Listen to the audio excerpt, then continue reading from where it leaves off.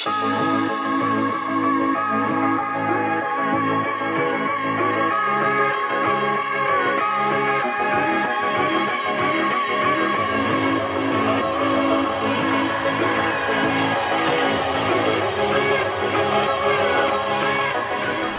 guys, Sarah Benjamin here for another video. As usual, I'm here with my good friend Ty. Lately on my channel we've been focusing a lot on escapes from inferior positions like side control. So we've gone over a couple leg drag escapes, a couple side control escapes. If you missed those, I'm going to link those in the description. Today I want to go over 3 different escapes from the full mount position. Full mount, as ironic as it may sound, is actually a position that I don't mind most people putting me in because I can escape a pretty high percentage of the times. Obviously, on occasion, there's people that you just never want to mount you, and it's never a good strategy to let somebody mount you if you can avoid it, right? You always want to be in dominant positions, but most of the time, I prefer to escape underneath the mount than side control, unless it's with like Bernardo or something. So without further ado, I'll stop talking and we'll get right into it. So, full mount. Let's look at a few principles here. The first thing we want to do when we get put in the full mount is we want to keep our elbows above and inside of his knees, right? Anytime our elbow is on the outside of his knee, there's some exposure for our limbs, and he can start to attack arm locks, get to high mount positions, and things can become very difficult. So one of the motions that you want to be comfortable doing when you are in bottom full mount is called shoulder walking. Shoulder walking is exactly what it sounds like. I walk my shoulders left, right, until I can create some space. So right now our heads are relatively in line. I want to move my head farther back as I push him forward. So I need to move myself out from underneath him while maintaining his body positioning. So one of the easiest ways that you can shoulder walk is to frame the hip with a 2-on-1, right? 2 hands on his hip, and just start to shoulder walk yourself back. And I just want to do that for the sole purpose of getting my elbows inside his knees, right? If he's high mounted like this and I'm in a lot of trouble, my first step is to aggressively get back to this position. This is my safe spot, so let's scoot back. So we shoulder walk back and we get our elbows here. Secondary to that, we have to be aware that when we place our 2-on-1 on his hip, there is opportunity for chokes and stuff. So we can't just be negligent of the fact that putting our hands here opens up here, right? So we always just need to be aware of what options he has. Ezekiel chokes, cross chokes, different things like that. Guys, a big tip for the Ezekiel is if you ever see, this is a random tip, and I'm going a little off topic, but if you ever see them starting to go for an Ezekiel choke, shrug your shoulder to your cheek as if you were boxing, like this, and keep your shoulders shrugged as tight as possible. It gets really hard to choke you if you keep that shoulder shrugged, so posture up. So all I do is when I see on the side the hand is sneaking in, is I just shrug this shoulder like this, and then this hand just stays right here. Right? Obviously, if the guy's going really hard, he's going to start to put the choke on your cheek and stuff. But depending on, how much you want to take that day, he's not going to choke you out. He might hurt your face, and if there's a huge size difference, it can be bad. But if you do this, it's very hard to get Ezekiel. So back on topic, full mount. We want to avoid the high mount. We want to get our elbows in. The first escape that I like to do, because I'm almost always smaller than my opponents, is the basic elbow knee escape. But I'm going to add some different variations on this escape. So the way that I like to do the elbow knee escape, I learned from my first instructor, who's actually a brown belt under Marcelo Garcia, and he's amazing at the half guard. And anytime anyone gets to any position, back, side, mount, he always gets back to half. So this elbow knee escape happens when I'm here and I have my elbows in. The first thing that I'm going to do to off balance my opponent is I'm going to use my right leg and I'm going to bump him forward. You can use a bridge to bump your opponent forward by lifting your hips, but if you have low back problems, I find it's much easier to just use your leg, right? My low back is not very good, so I always do this instead of a bridge. So we have bridge, and then we have the knee. So I bump him forward with my knee, okay? What's very important, a subtle detail, is as I bump him forward, my left leg goes completely straight, right? So he goes back up, I shoulder walk, I got my elbows in, I bump, and my left leg goes completely straight. Now look what I'm going to do, guys. I'm going to turn onto my hip while simultaneously maintaining straight body posture underneath him. So what I mean by that is I want to keep my shoulders flat. So I want my body to be straight. And I want my hip to turn. Most of the times in jiu-jitsu, we don't want this. We don't want our hips in a different direction than our shoulders because it can be bad for shoulder pressure. In this position, we want it. Why? I don't want to come off my shoulder too much, because if I do that to get the elbow knee escape, he'll let you get his ankle and take your back. Right? If I turn completely and bring this hand through like this, he's going to let me get that, and then he's going to take my back. So I need to keep this shoulder flat. This is one of the rare positions where it's okay to be like this. So if you notice, my hip is completely turned, my butt is facing the camera, my knees are facing the opposite way, and my shoulders are still as flat as they can be. Obviously, it's okay to move a little, but just be aware that you cannot let this elbow go across his hip. If this elbow ever goes across his hip and the guy's good, you're vulnerable for bow and arrow chokes, back takes, rolling back takes, calf crushes, arm bars, and everything in between. So I want to be here.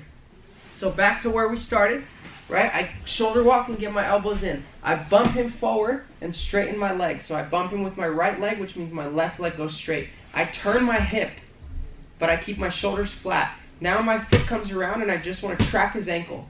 In order to trap his ankle, I need to tighten my heel to my butt. And then look, I'm going to swing my left leg here.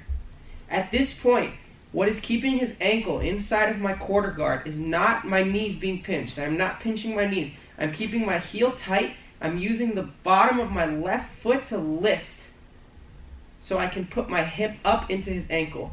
Ty can feel the difference between this and this. Now, as I lift my hip, I continue to walk myself out so that I can turn into my opponent. Right now, my hip is facing the camera. I need to change direction, and my hip needs to be facing that wall over there.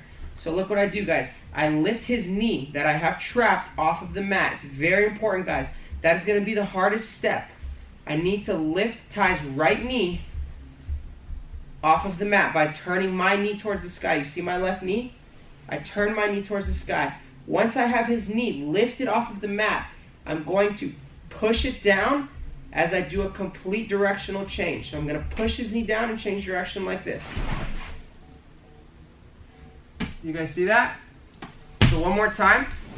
I'm here in the I'm here in the full mount, right? I shoulder walk, I get my elbows in. I bump him forward, and I turn my hip. My shoulders stay flat. I trap his ankle with my foot. Even if his ankle's tight to my heel, or tight to, I just push with my elbow and use a hand assist to get his foot.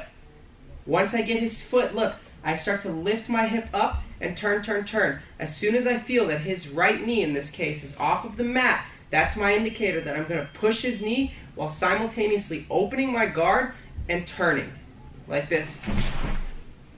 And then look, I have my underhook, guys. Once I get to this position, I'm back in an aggressive and offensive position, and I can start to attack. So one more time, regular time. I'm here, I walk back, bump, trap, get to here, lift, push, and I turn in. The fight will be once you trap his ankle, lifting his knee off the mat. So if I do it on the other side, so let's just turn actually, so you guys can see what I mean. Once I bump and trap his ankle, guys, I have to lift. You see how I lift his knee? That's so important, guys. I lift his knee, push and go. One more time. Bump, trap, lift, and turn. Okay, so that's our first mat escape. Our second one is going to be a same variation, or a different variation of the same escape. So I'm here, and I'm like this. This variation I often use when he has his ankles underneath me. Maybe they're even crossed. This, in my opinion, is the worst mount. I hate when people do this. It's difficult to get out. So what do?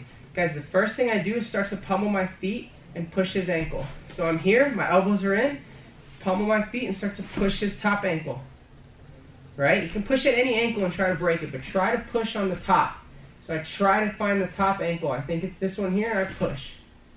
Okay, now look, I swing this leg back inside here.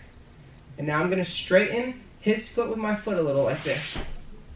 Okay, now I come underneath, and this time maybe I couldn't trap this way. So look, instead of going that way, I touch my toes on my quad, and I hook underneath. And now I get a good hook. You see how I can control his foot with my foot? Same idea here, guys. Now I'm going to use my foot to lift his knee.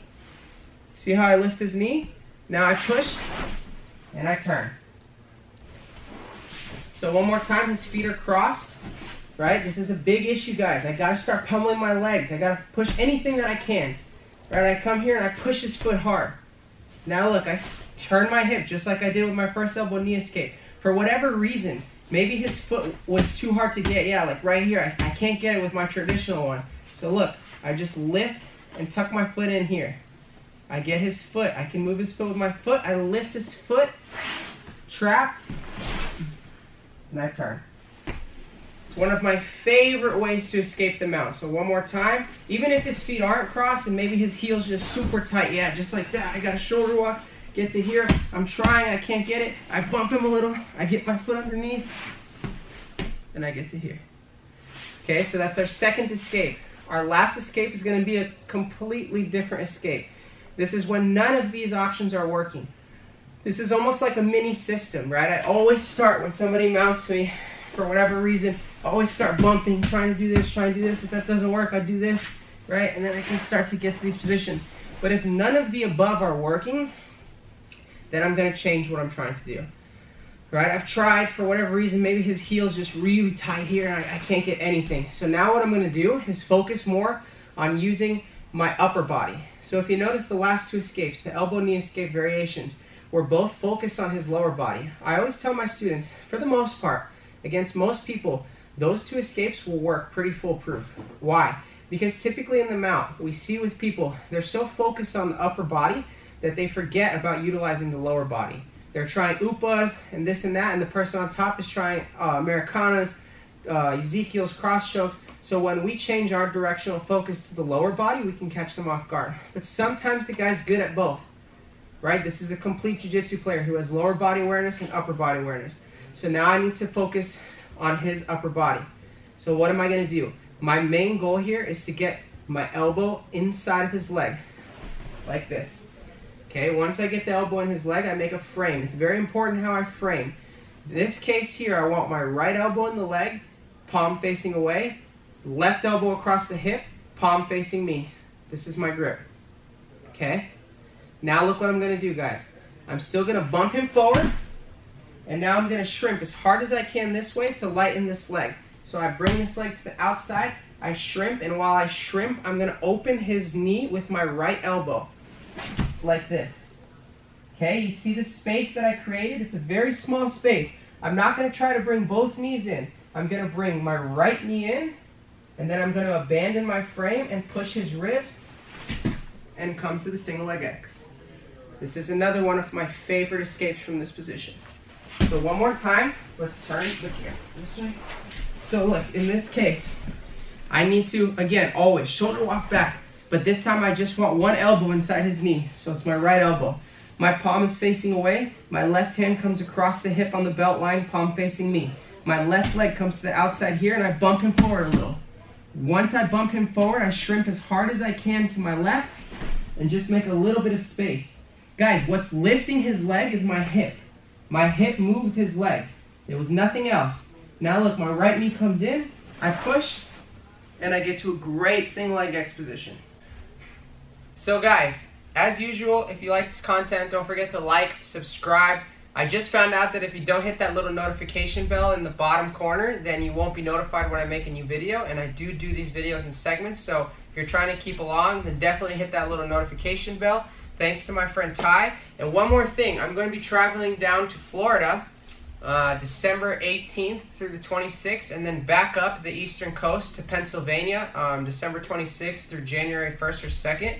I get a lot of messages about privates, workshops, and even seminars, so if anybody wants to maybe take a lesson or have me host a class or workshop at their academy or anything like that, feel free to message me on Facebook, comment here, or if you're viewing this on Reddit, message me on Reddit, whatever you guys want. I'd be more than happy to help. I'm traveling from Boston down to Florida, so I'll be crossing a bunch of states on the way down. I'd love to meet any of you guys that follow along, so, os guys, thanks so much.